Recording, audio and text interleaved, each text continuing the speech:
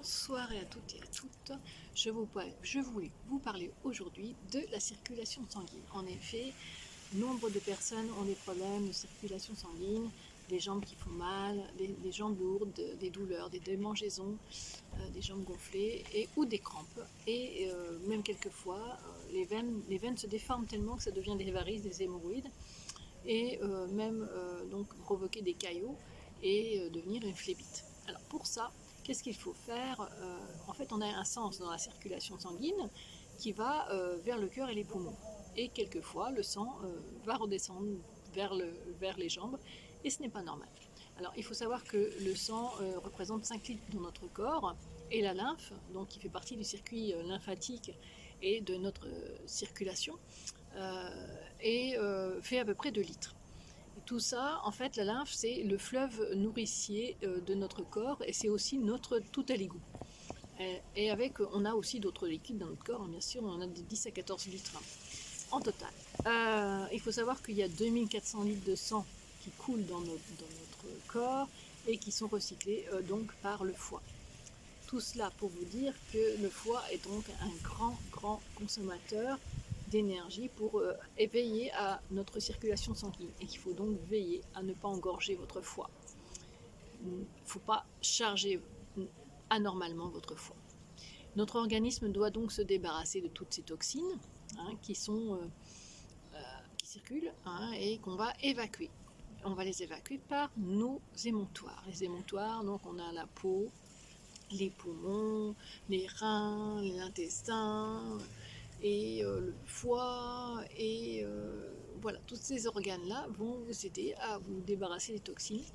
Et en fait, les reins, par exemple, vont transformer, le foie transforme donc en urée tout ce qui est toxine, et c'est les reins qui vont les évacuer par les urines.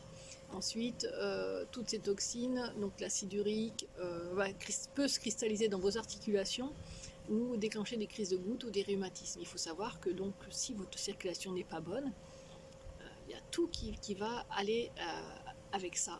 C'est plein de problèmes de santé. En fait, on disait autrefois les humeurs. Ce sont des humeurs en fait qui sont comme de la colle, des colles qui sont dans votre organisme. Donc la peau va vous aider aussi à vous débarrasser des toxines par le biais de la transpiration. Donc, il est important de faire de l'activité physique pour avoir au moins 30 minutes de transpiration par jour.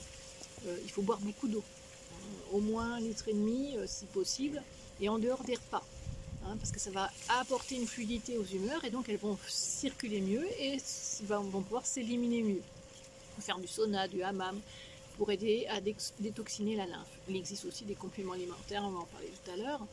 Alors le poumon, en fait, lui, il est là pour permettre les échanges entre l'oxygène et le CO2 par le biais de la respiration.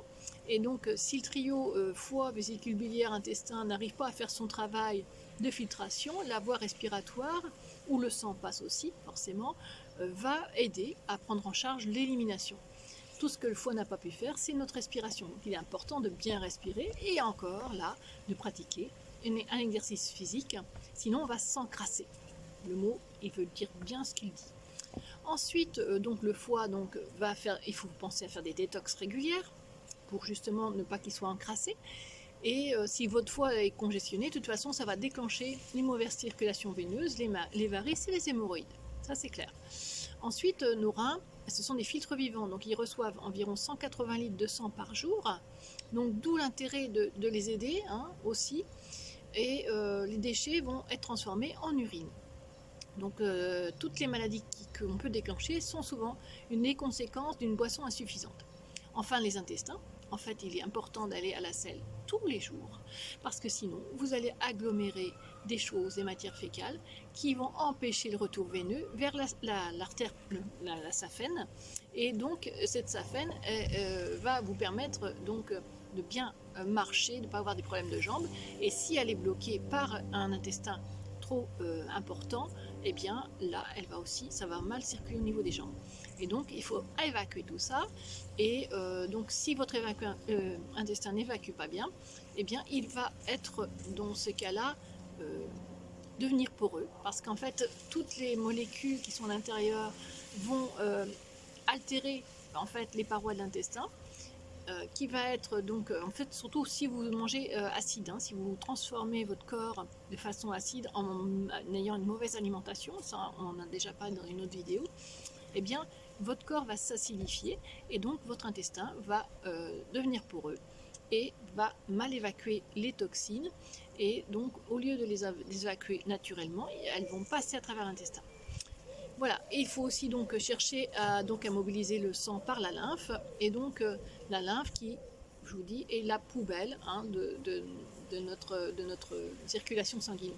Donc là, la lymphe, c'est pareil, c'est important d'aider à détoxifier de votre lymphe, et donc je vais vous parler de tout ça. Donc là, on a donc des produits qui vont vous aider. Donc l'oligothérapie, donc la base, c'est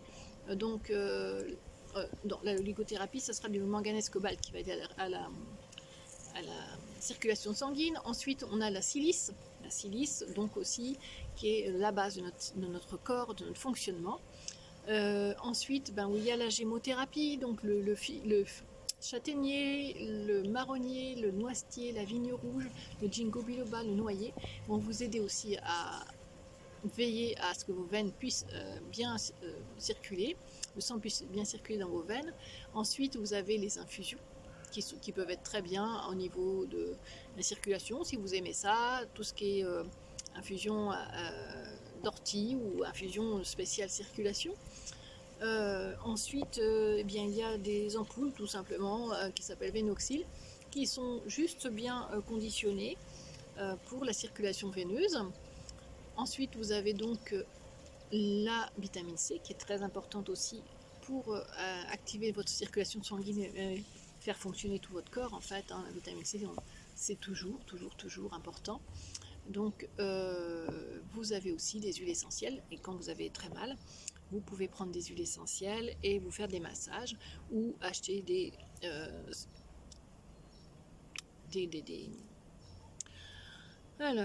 gels, voilà, je cherchais le mot, des gels qui vont vous permettre de faire vos massages, des gels qui sont aussi à base d'huile essentielle évidemment, et on remonte toujours des chevilles vers le haut de la jambe, vers le cœur. Voilà, donc les cyprès, la lentisque pistachier, l'hélicryse, l'amande poivrée donnera une sensation de froid, et voilà, et tout ça pour vous aider. La pilocelle, quand vous avez aussi les pieds gonflés, vous savez, avec le pied qui enfle en fin de journée. Et puis il y a des complexes à base de plantes qui vont vous aider à vous débarrasser de ces jambes lourdes. Surtout, pensez à bien vous hydrater et pensez à bien vous alimenter, que votre aliment soit votre médicament. Je vous dis à très bientôt dans une autre petite vidéo où je vous parlerai d'un autre problème qu'on peut avoir de temps en temps. À très bientôt. Merci de votre écoute.